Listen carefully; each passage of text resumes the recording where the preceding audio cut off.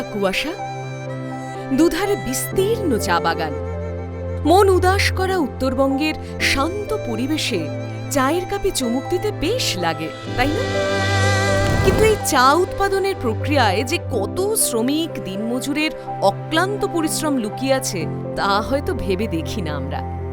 তেমনই এক চা বাগানের শ্রমিক জলপাইগুড়ি ডাকুয়াপাড়ার নিয়তি দাস। নমস্কার, আমি নিয়তি দাস। জলপাইগুড়ি তালমা ডাকুয়াপাড়া আমার বাড়ি।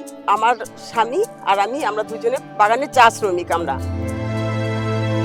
দিনের আলো ফুটতে না ফুটতেই সংসারের সমস্ত কাজ সেরে বেরিয়ে পড়ে চা বাগানের উদ্দেশ্যে। 7টায় জয়েন হওয়ার পর 10টা পর্যন্ত কাজ করি, পাতা তুলি। পাতা তোলার পরে আমি 10টা পর্যন্ত, 10টার থেকে তারপরে আমাদের খাওয়ার টাইম ছুটি হয় 1 ঘন্টা, 11টা পর্যন্ত। 11টা থেকে 2টো পর্যন্ত আমরা আবার পাতা তুলতে আসি।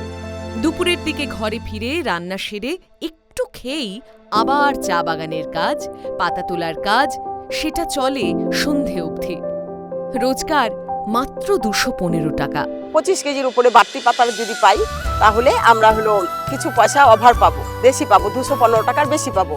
25 কেজির থেকে বাড়তি পাতাটা উঠলে ওটা আমাদের 3 টাকা 60 পয়সা করে দেয় কেজি প্রতি। এভাবেই 20 বছর ধরে চা পাতা বাছাই আর তোলার কাজ করে চলেছে নিয়তি। এত সংগ্রামের পরেও লক্ষ্মী লাভের মঞ্চে 1 লাখ টাকা জিতলে সে চায় তার থেকে 30% লক্ষ্মী ব্যাংকে দিয়ে যেতে।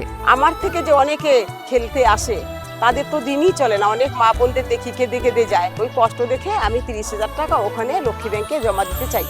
তার এই চিন্তাকে কুর্নিশ। আর বাদবাকি টাকাটা আমি বাড়িতে এনে, আমার একটা ঘর ভাঙা আছে, আমি ওই ঘরটা ঠিক করব।